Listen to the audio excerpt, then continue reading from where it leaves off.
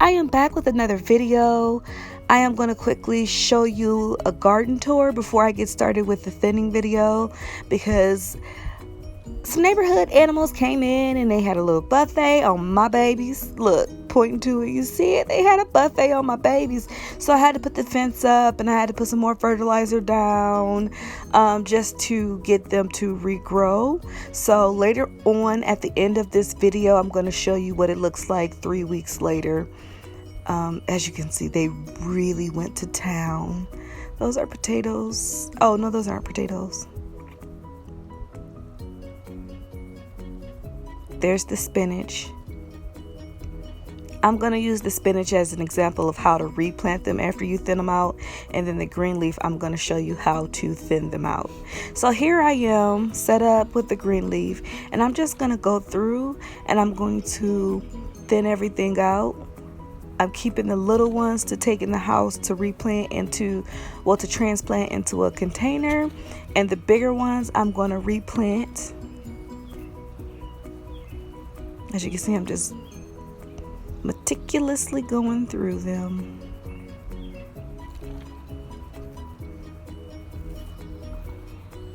This was very time consuming. I do want to let you guys know that.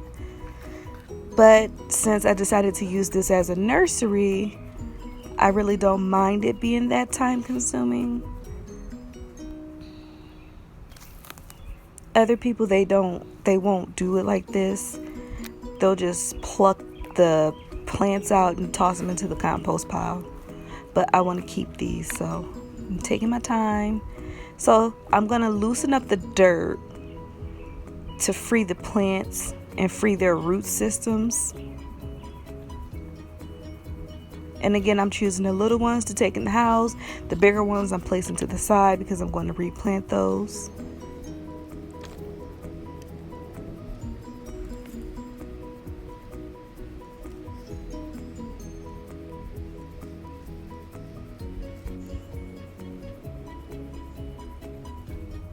Now here I am with the spinach, and I'm just digging out where I want the spinach to go.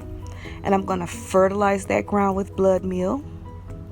And I'm going to take the plants that I want to replant in the ground, and I'm going to place them out before I put the dirt back. And I'm going to do the spacing a couple inches apart. As you can see, I chose one where it still had a ball of dirt, because that means that the root system wasn't as disturbed as the other ones. And I'm trying to avoid transplant shock as much as possible. I'm just going to stand it up and replace the dirt and get it all snug around the plant to help it stand up nice and tall for me. And that's pretty much all it is. It's a really simple process. It doesn't have to be too hard.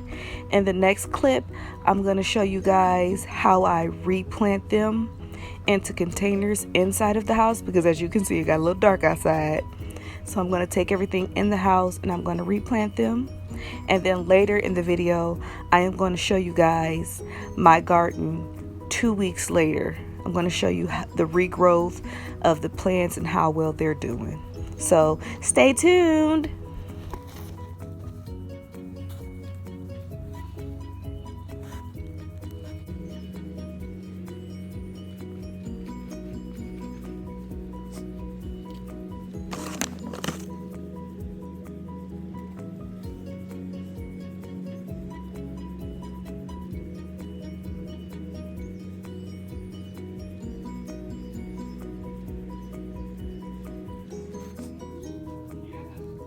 Here I am back in the house, and I'm just getting a feel for the potting soil.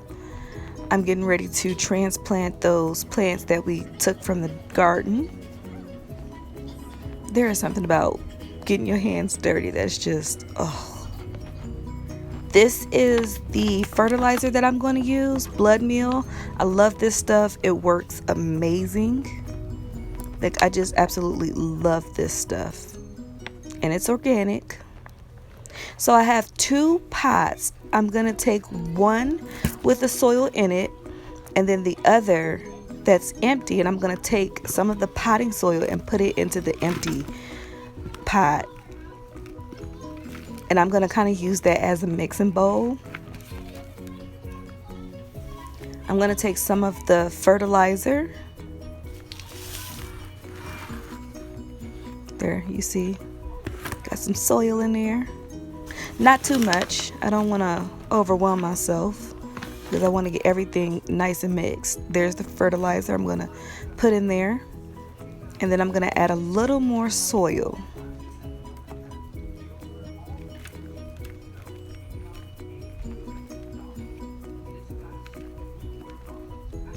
I'm telling y'all, it's something about getting your hands dirty.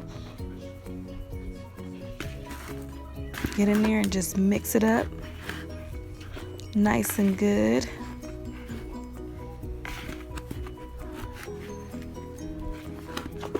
You want to make sure that fertilizer is mixed in throughout the soil evenly. So sometimes you just got to get your hands in there and get dirty.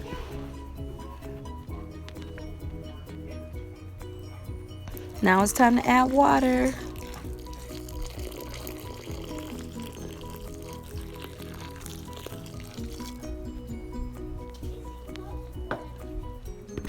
Get in there and mix it in.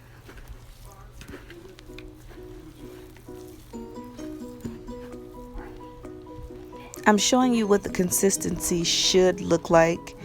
You should be able to squeeze it and have just a little water come out, not too much. You see how light that water came out? You don't want it to be too soaked and you don't want it to be too dry. It should be about that consistency. Because once you plant it, you want to give those plants the best start that they can. And once you transplant it, they're going to be thirsty. So you want to already have the soil moist.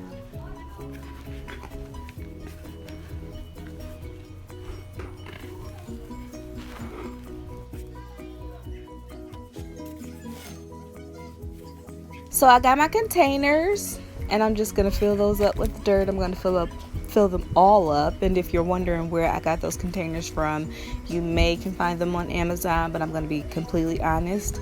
I got these from the nursery that I go to. I love upcycling, so I keep them all and I just upcycle them. Filling them all up with dirt.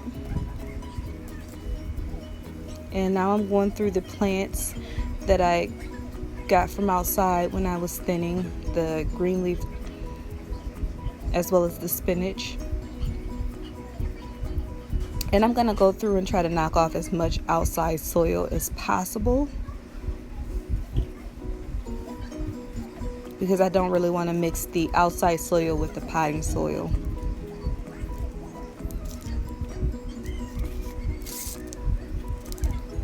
And I do realize all of this manipulation of the plant is going to cause some sort of transplant shock, which is why it was so important for me to prepare the soil before I plant it, getting the moisture in there, getting the fertilizer in there, because those plants are going to be very needy at this point.